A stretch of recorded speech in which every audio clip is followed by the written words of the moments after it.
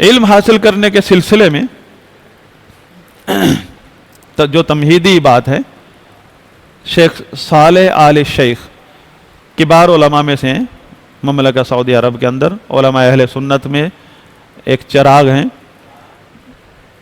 حافظہ اللہ، ان سے یہ سوال کیا گیا کہ تفقہ فی الدین، دین کی فقہ، دین کی سمجھ حاصل کرنے کے ذرائع کیا ہیں، اسباب کیا ہیں، کہ کون سے ایسے اسباب ہیں جن کو اگر ہم اختیار کریں تو ہمیں تفقہ فی الدین نصیب ہوگا اور ہم اللہ تعالیٰ کے ان بندوں میں شمار ہو جائیں جن پر اللہ کا بھلائی کا ارادہ ہے۔ شیخ حافظہ اللہ نے جواب دیا، اس کا میں نے خلاصہ نوٹ کیا ہے۔ نمبر 1، التقوی، تقوی اختیار کرنا۔ فرماتے ہیں کہ وہ ہوا مراعات اوامر اللہ و نواہیہ۔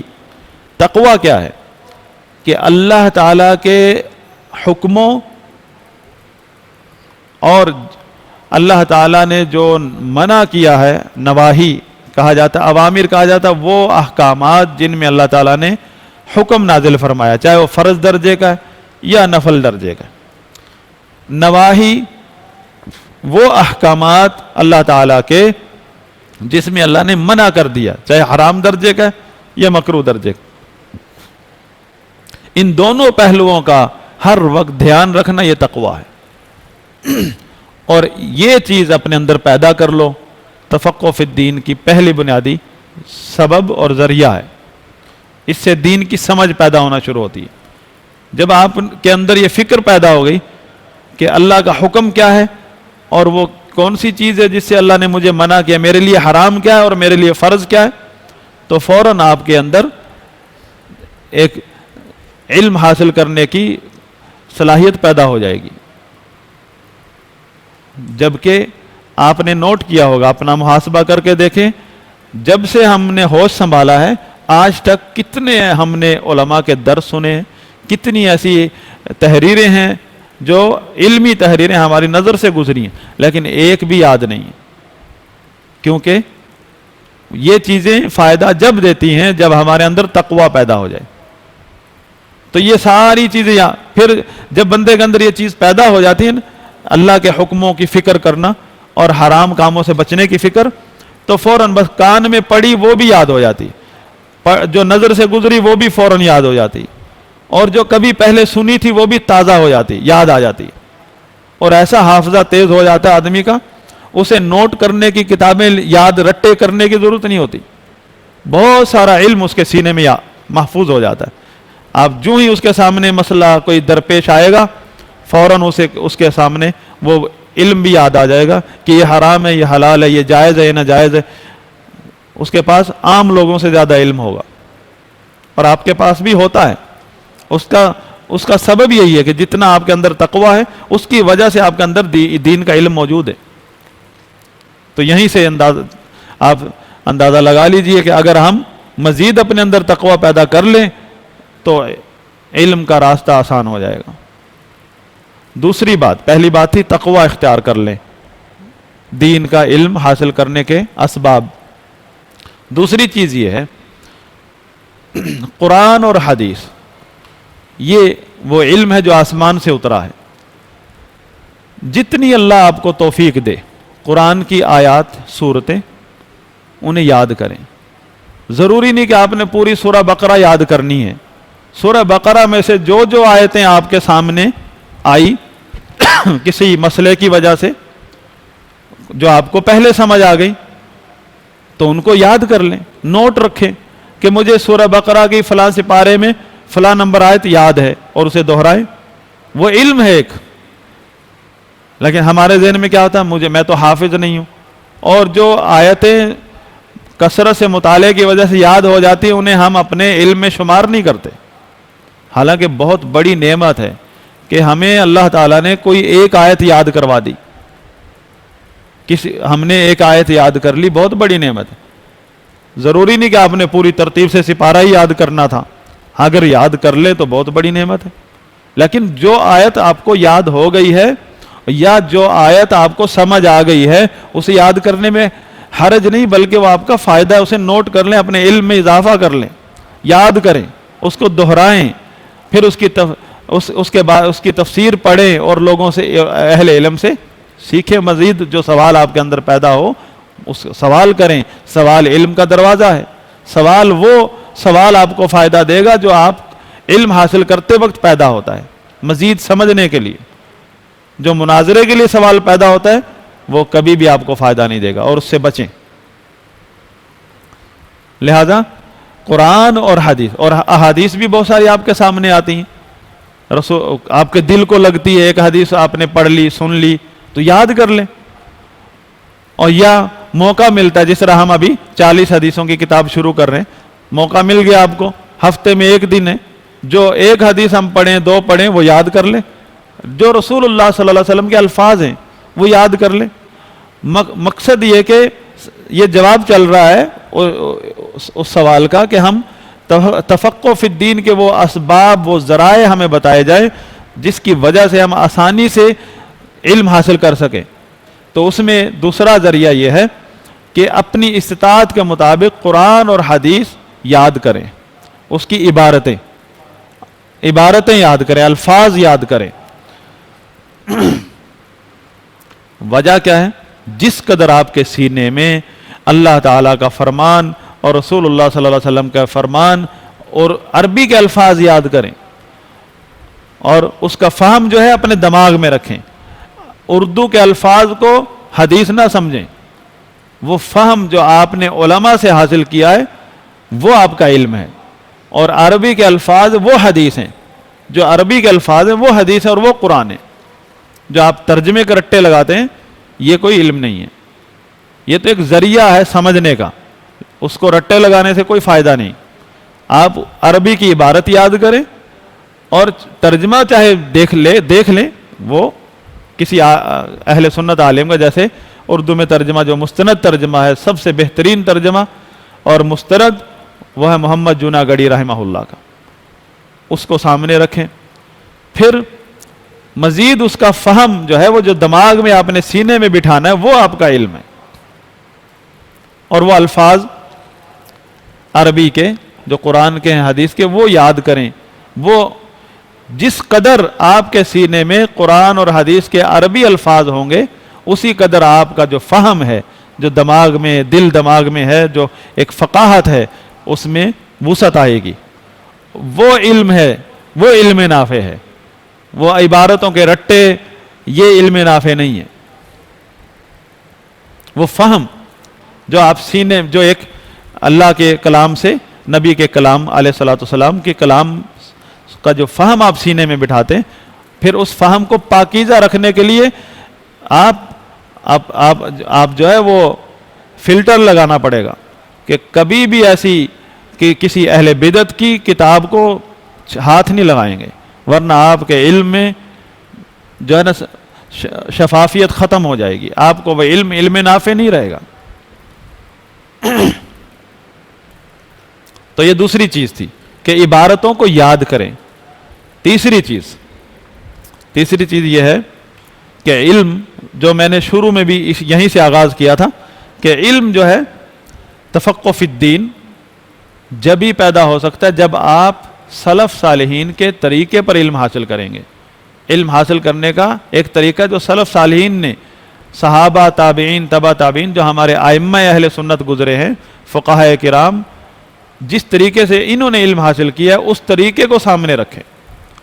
قطعاً اہل بدعت کے طریقے جو ہمارے ہاں پھیلے ہوئے ہیں، درس قرآن، فہم قرآن، یہ انہوں نے شارٹ کٹ جو نکالے ہوئے ہیں، یہ سلف صالحین کا طریقہ نہیں ہے۔ چند پوائنٹس اٹھائے گمراہ کرنے کے لیے اور قرآن آگے رکھ لیا اور آپ کو برین واش کر کے چلو جی آپ سمجھتے بہت کچھ آ گیا ہمیں۔ برین واشنگ جو ہے یہ علم نہیں ہے، علم کا راستہ نہیں ہے۔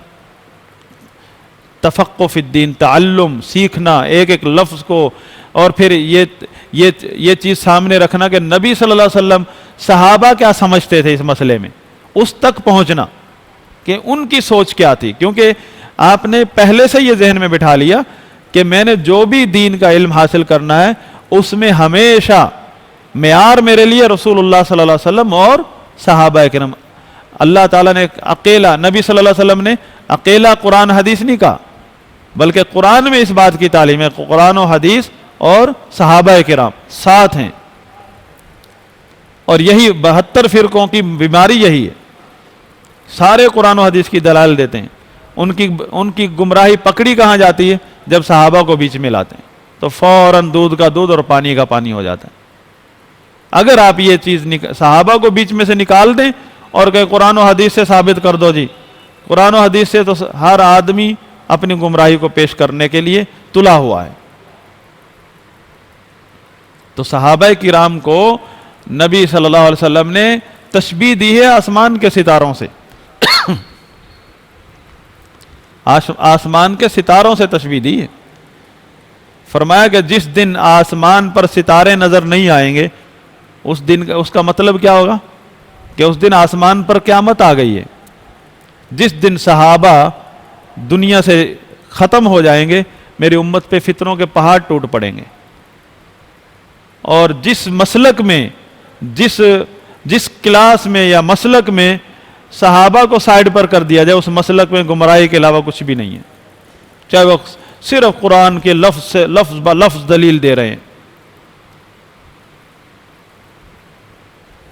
تو سلف صالحین صحابہ کرام جو سے لے کر تابعین، ائمہ، محدثین، اہل علم کا جو راستہ ہے، وہ راستہ اپنانا شرط ہے اگر آپ نے اس علم سے فائدہ اٹھانا ہے۔ اور اس میں بنیادی چیز کیا ہے؟ سلف صالحین کے منہج میں بنیادی چیز کیا ہے؟ بنیادی پوائنٹ، اس جو تیسرا نمبر تھا کہ سلف صالحین کا راستہ اپنائیں، اس میں کس چیز کو ہم نے مد نظر رکھنا ہے؟ سلف صالحین کے راستے میں سے کیا طریقہ تھا؟ کہ عدم استعجال۔ عدم استعجال مطلب جلد بازی سے پرہیز کرنا۔ ہمارے اندر یہ جو جلد بازی آتی ہے نا، کہ لو جی کتاب ختم نہیں ہوئی، لو جی ہم ابھی تک کہاں پہنچے، ہمیں تو ابھی تک، یعنی ہم چاہتے ہیں کہ ایک لمٹ کے بعد ہم عالم بن جائیں، ایک مدت کے بعد، ایک پیریڈ کے بعد، بس اب خود اپنے ذہن میں ایک پیریڈ جو ہے نا ٹائم فکس کر لیتے ہیں اور کہتے ہیں اس میں ہمیں عالم بننا ہے، اور اس کے بعد جو ہے کیا چوتھے آسمان کا طیارہ تیار کھڑا ہے کہ آپ نے اس میں چڑھنا ہے۔ جب تک زندہ ہیں علم حاصل کریں اور علم اس سے فائدہ اٹھائیں، جب تک زندہ، علم کی یہی طبیعت ہے، جب تک آپ زندہ ہیں پتہ نہیں کیا کیا دیکھیں گے۔ دیکھیں، علم حاصل کرتے رہیں، یہ، اور علم حاصل کرنے میں جو موقع ملے اس کو ہاتھ سے نہ جانے دیں۔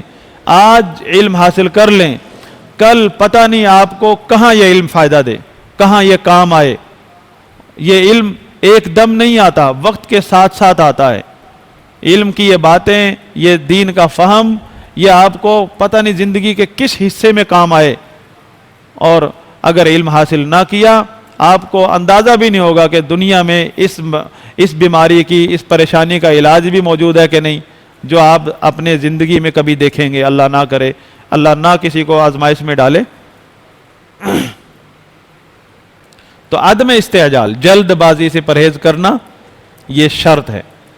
جلد بازی، دیکھیں آپ نے اس میں سنا ہوگا احمد بن حنبل رحمۃ اللہ علیہ، سفید سر ہو گیا، سفید داڑھی ہوگی، بوڑھے ہو گئے، اور علم کے پہاڑ تھے۔ اس دور کے مطابق اپنی سواری پکڑی ہوئی ہے، بغداد شہر میں رہتے تھے، سواری گدھا ہے، کھچر ہے، اونٹ ہے، سواری لے کر، اور ایک بہت بڑا بورا بستہ ہوتا تھا، اس میں بڑے بڑے تختے جس پہ حدیثیں لکھی جاتی تھیں، کیونکہ مارکیٹ میں کتابیں تو ملتی نہیں تھیں، یہ تو اسی صدی میں چھپی ہیں کتابیں۔ اس سے پہلے علم کے پہاڑ علماء گزرے ہیں، اور ان کے طالب علم آج کے، ان کا مقابلہ آج کے علماء نہیں کر سکتے، لیکن مارکیٹ میں کتابیں نہیں ہوتی تھیں، کتابیں علماء کے پاس ہوتی تھیں۔ جو علم حاصل کرتا تھا وہ علماء کے درس میں بیٹھتا تھا اور وہاں سے لکھتا تھا، پھر اپنی سند کے ساتھ اسے اجازت کے ساتھ روایت کرتا تھا آگے۔ علم سینہ بہ سینہ آتا تھا، جو کہ نبی صلی اللہ علیہ وسلم نے بتایا ہے، انما العلم بالتعلم۔ تو احمد بن حنبل رحمۃ اللہ علیہ، جیسے ہمارے ایک محاوراتن کہتے ہیں، قبر میں پاؤں لٹک چکے ہیں، اس عمر کے اس مرحلے میں تھے، بغداد سے نکل رہے ہیں، بورا بستر اٹھا کر لوگوں نے پوچھا کہاں جا رہے ہیں، کب تک آپ یہ کتابیں اٹھائے رکھیں گے، قلم دوات اٹھا کر رکھیں گے؟ فرمایا مع المحبرہ الی المقبرہ. محبرہ کہتے ہیں اس بستے کو، اس تھیلے کو جس میں قلم دوات تختیاں، جو اس دور میں کاپیاں تو ہوتی نہیں تھے، ورقہ اچھا، بڑے بڑے چمڑے کے ورق، لکڑی کے تختے جس پر وہ لکھ کر لائیں گے حدیث. فرمایا اس بستے کے ساتھ میں قبر میں جاؤں گا.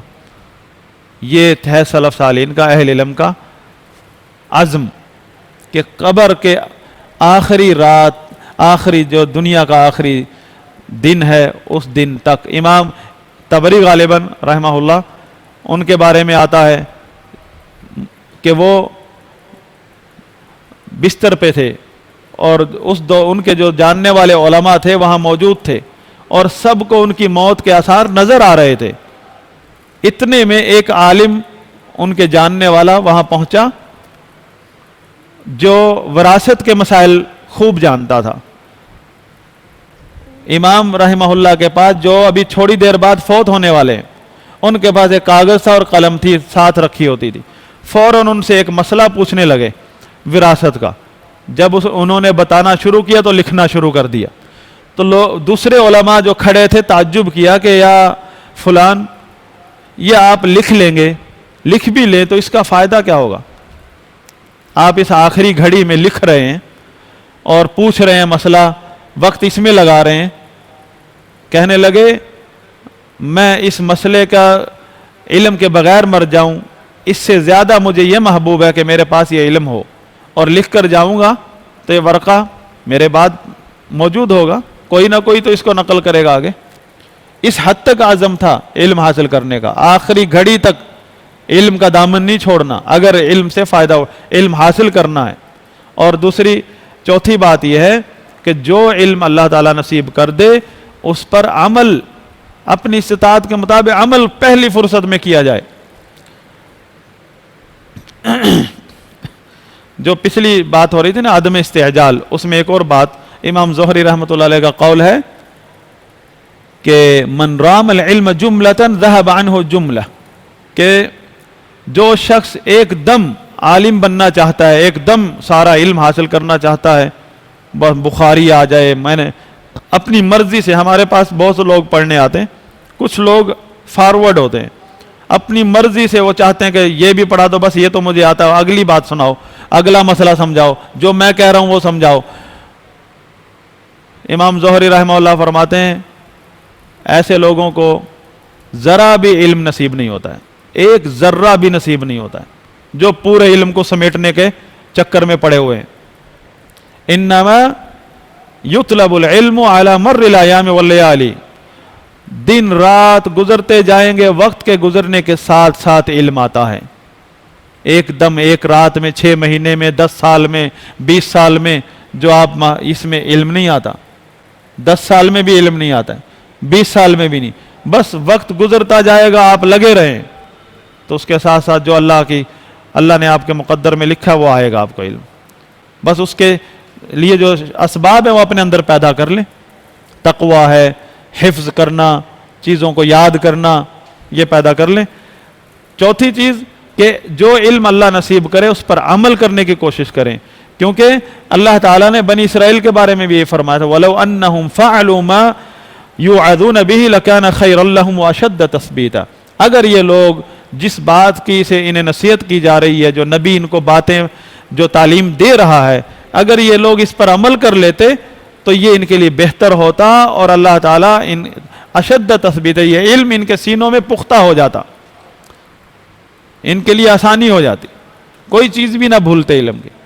یعنی عمل سے علم محفوظ ہو جاتا ہے اور اللہ تعالیٰ وہ علم نصیب فرماتا ہے. بعض سلف کے اقوال میں سے من عمل بما علم، جو شخص بھی اپنے علم پر عمل کرتا ہے، اورثہ اللہ العلم ما لم یعلم، اللہ تعالیٰ اسے وہ بھی علم نصیب فرماتا ہے جس کا اسے علم نہیں تھا، جو اس کے وہم و گمان میں بھی نہیں تھا، وہ علم اس علم تک پہنچا دیتا ہے اللہ تعالیٰ. کس ذریعے سے؟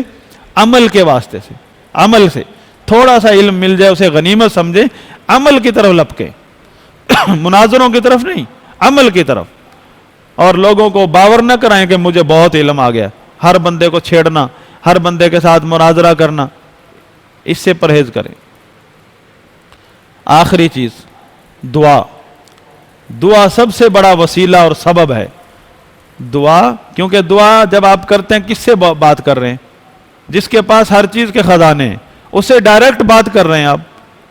تو جب آپ اس سے ڈائریکٹ بات کر رہے ہیں تو کیا وہ آپ کو دے گا نہیں؟ سارے وسائل، سارے اسباب پیدا کر دے گا، چاہے وہ آپ کے اندر ہونے چاہیے، آپ کے اندر ہوں یا باہر ہوں، دنیاوی اسباب ہوں۔ تو اللہ سے دعا کرنا، اور نبی صلی اللہ علیہ وسلم کی دعا یاد رکھیں، فجر کے بعد، ہر روز فجر کے بعد یہ دعا کرتے تھے نبی علیہ الصلوۃ والسلام، اللہم انی اسألک علما نافعا، اے اللہ میں تجھ سے علم نافع کا سوال کرتا ہوں، ورزقا طیبا، اور پاکیزہ رزق کا سوال کرتا ہوں، وعملا متقبلا، اور ایسے عمل کا سوال کرتا ہوں جو تیری بارگاہ میں قبول ہو، ایسا عمل نہ ہو کہ وہ مردود ہو، غیر مقبول ہو، یعنی جس بندے کا عمل قبول ہو گیا چاہے وہ 2 رکعت ہو، یہ اس بات کی دلیل ہے کہ وہ اللہ کی بارگاہ میں متقی لوگوں میں شمار ہو رہا ہے۔ سیدنا ابن عمر رضی اللہ عنہ فرماتے ہیں اگر مجھے معلوم ہو جائے کہ میری یہ 2 رکعت قبول ہو گئی ہیں، میں اسی وقت موت کی تمنا کروں کہ اللہ مجھے ابھی موت عطا فرما دے کہ یہ 2 رکعت قبول ہو گئی ہیں، مجھے پتہ چل گیا، مطلب میرا شمار ہو گیا متقی لوگوں میں، اب اس کے بعد مجھے اور کیا چاہیے، میں تو کامیاب ہو گیا۔ تو اللہ تعالیٰ سے یہ دعا کرتے تھے نبی صلی اللہ علیہ وسلم، تیسری دعا کہ اللہ مجھے ایسا عمل نصیب فرما جو تیری بارگاہ میں قبول ہو۔ تو قبول انہی لوگوں کا عمل ہوتا ہے جو اللہ کی بارگاہ میں متقی شمار ہوتے ہیں، اور ہم میں سے کوئی بھی اس چیز کا دعویٰ نہیں کر سکتا کہ ہم متقی ہیں۔ جب صحابی رسول یہ خواہش کر رہے ہیں کہ کاش میں بھی متقی میں شمار ہو جاؤں۔ تو یہ اللہ کے فضل سے ہمارے یہ پہلی کلاس تھی، اس میں صرف ایک تمہید تھی۔ ہم نے اس کلاس میں 40 حدیثوں والی کتاب 40 نووی جو امام نووی رحمۃ اللہ علیہ کی کتاب ہے اس کا آغاز کرنا ہے، اور یہ کتاب اسلام کے بنیادی اصول اور قواعد پر مبنی ہے۔ ایسی احادیث ہیں، اگر آپ اس کا علم حاصل کر لیں آپ کے اندر اللہ تعالیٰ اسلام کا وہ تفقہ پیدا کر دے گا جو بڑے بڑے علم والوں میں نہیں ہے، جو اہل بدعت میں۔ تو اگلی کلاس میں انشاءاللہ اس کتاب کا تعارف اور اس کتاب کی اہمیت، اور اگر اللہ نے توفیق دی تو پہلی حدیث سے آغاز کریں گے۔ تو آغاز ہماری اس کلاس کا ہو چکا ہے۔ سبحانک اللہم و بحمدک، اشہد ان لا الہ الا انت، استغفرک و اتوب الیک۔